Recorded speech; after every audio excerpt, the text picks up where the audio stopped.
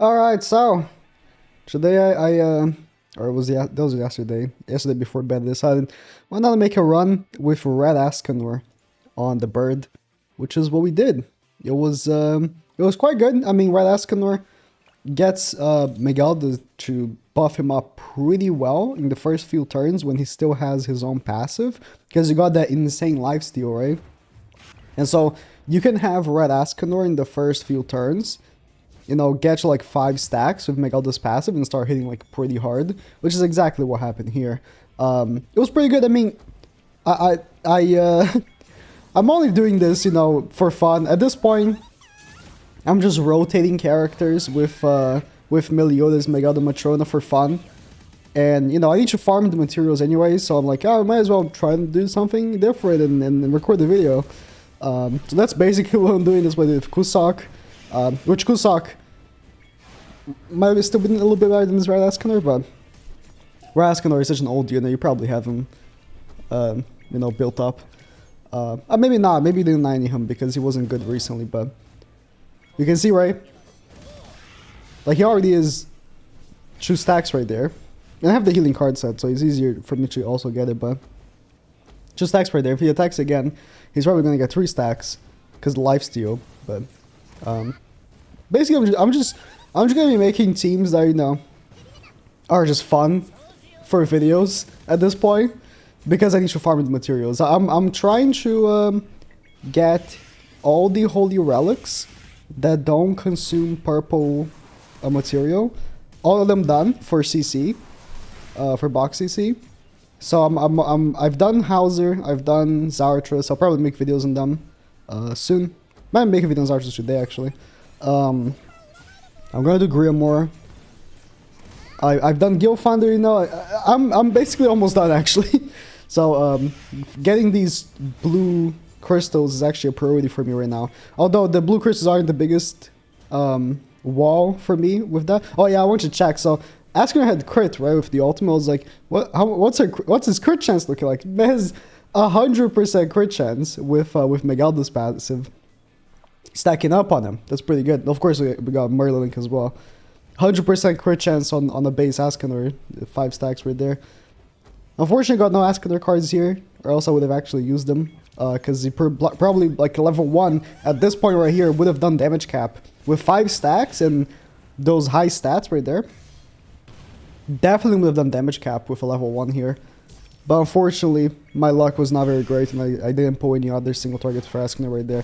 It is what it is, when you're doing a stage like this happens all the time. I saw a picture on Reddit. I'm trying to bring this up.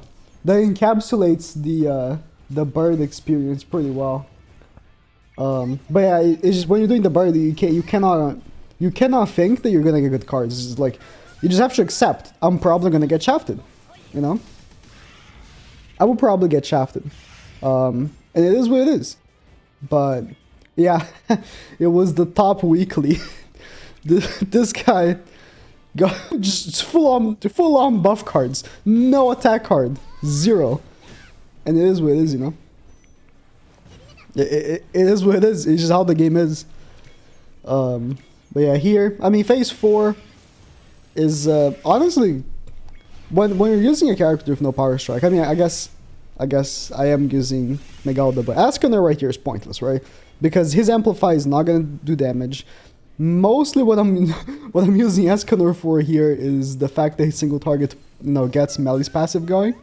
Other than that, it's kind of pointless, right?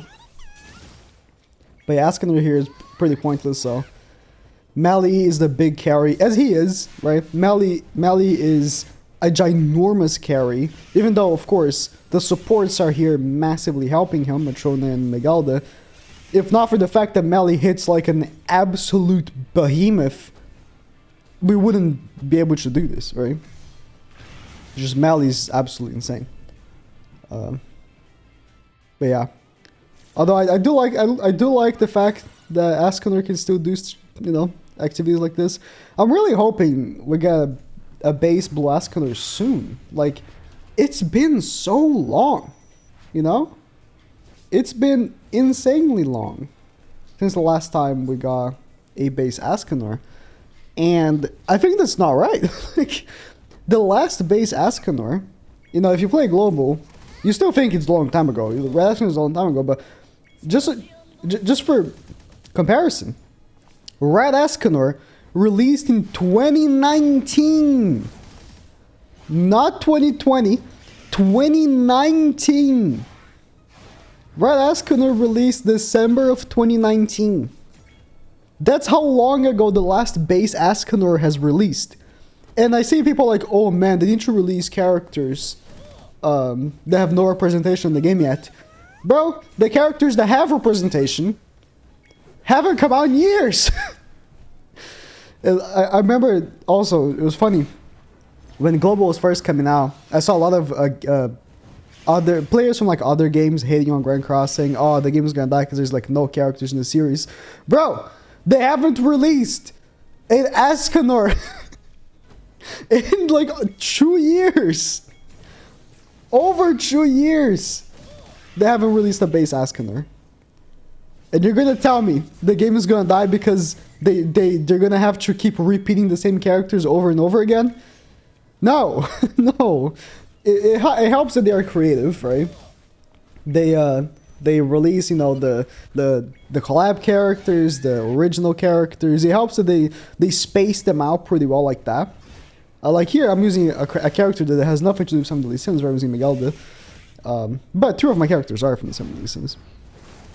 It does help that they do that, right? But still, it's like, man. Also, they do release characters a bit less frequently than other games. You may think that's preposterous for me to say, but it is true.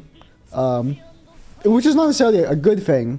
They do release less characters, but other games usually release more free-to-play characters, which this game doesn't release any, basically. Like, we have a few free-to-play characters here and there, like Phonar, which is even free-to-play, you only get 1 copy, you know? You know, you don't even get her 6.6 for free. So there's that. I think more coin shop units are coming. You know, they did say more coin shop units are coming, but they definitely could use more characters like Deldry. I mean, Deldry, you know, she's not a great character, but she was a free 6.6 on JP. On Global, she wasn't, I don't think. But she was a free 6.6 on JP. Either 6.6 or 4.6. It was. She got a lot of dupes. I remember. She got a lot of dupes for free.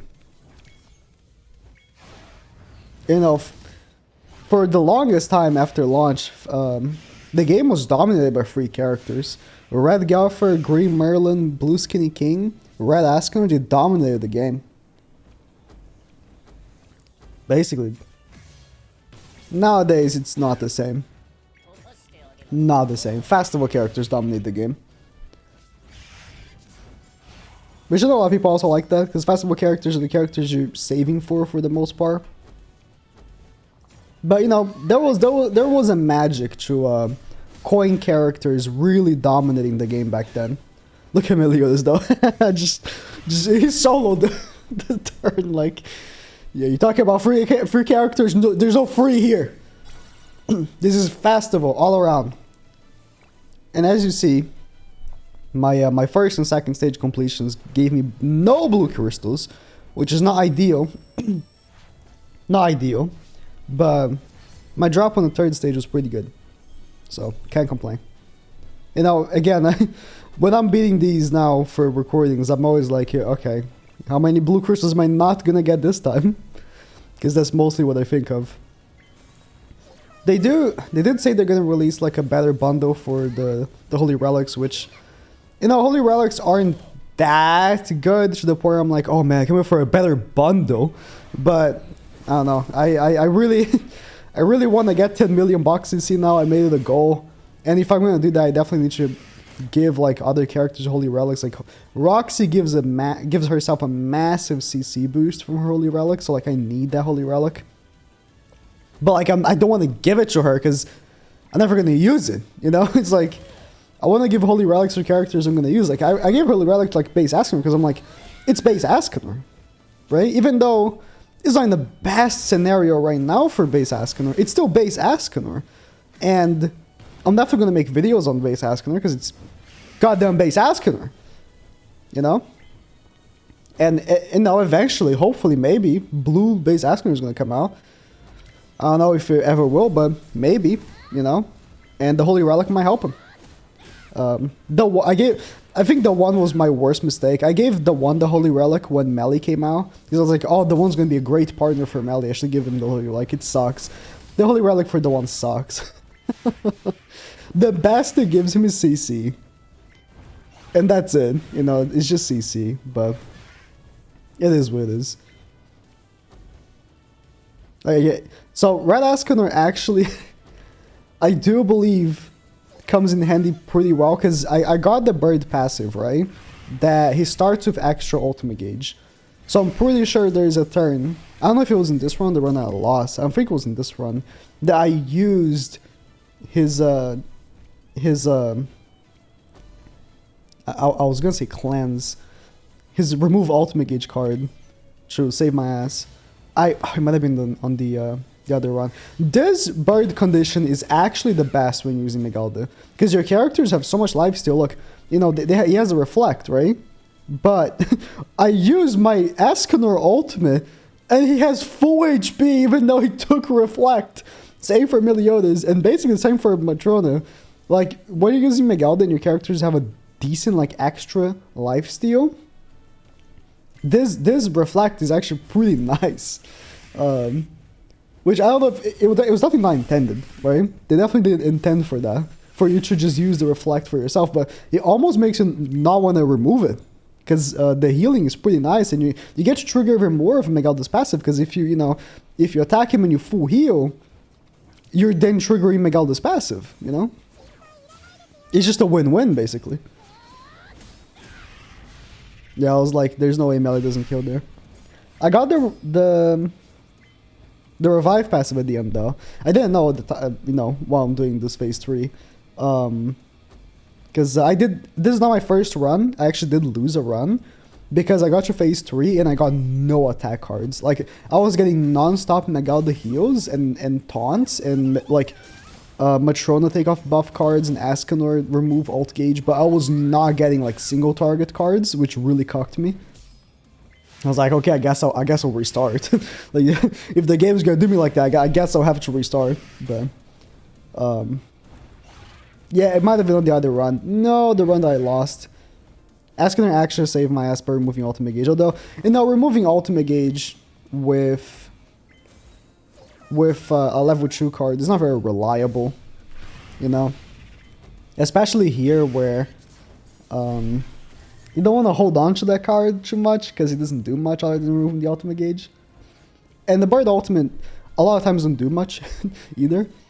Oh yeah, so here I was like, okay, he has the revive, so if he falls below 25% HP, which a lot of people seem to not know this. Okay, so I actually have been receiving a decent amount of tweets. So a lot of people, I think, have been starting to actually really get to stage 3 because of Meliodas. A lot of people don't know how the bird passives work. Maybe it's my fault. I don't really I brush over them a lot because I assume everyone's playing global, so they just read the stuff. But I don't know if I showed the image, but I think in the beginning it shows the image, right? In the beginning it shows the image. If you get the heart thingy, this means that if he falls below 25% and he's not dead, he's gonna full heal once. But it's detrimental. You don't want that to happen, because at max HP he's so strong. So if he full heals, not only he's gonna have max HP, which is gonna make him hit so much harder, he also gets an attack buff. So you really don't want that. So I attack here knowing that I'm not gonna drop him below 25%, because I know Megalda's not gonna hit that hard. Like, Megalda, she's fantastic, She's fantastic. Absolutely amazing. But she herself, I never really trust her on doing damage outside of her ultimate. Like, her attack cards are okay. Because she, unless I'm using Tarmiel Link on her, isn't going to be, getting much of her passive. She's mostly here for Meliodas, really. But here, I do use her ultimate for damage. I remove the shield knowing that, Matrona's not going to hit that hard, so I should be fine. And the ultimate kills. That was Escanor. I mean, again, I've done it with Aaron, right? So the fourth can be a lot of characters. I want to say it can be anyone. You know, so I was seeing some people say, "Oh, but you can just put anyone there," and you know that's kind of true. And you can see I got 6. That was pretty nice.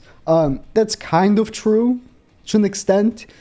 But characters that have single target cards are much preferable. So Escanor has a single target. A character would have 2 single targets like Cusack. Cusack was, I think, better than Escanor just because his takeoff ultimate gauge is reliable. And he has 2 single targets. Characters that have single targets for Meliodas are much preferable. So you don't want to use a character like Margaret. You don't want to use a character like King because that would be very bad for Meliodas. But yeah, so that's Red Escanor. Nice.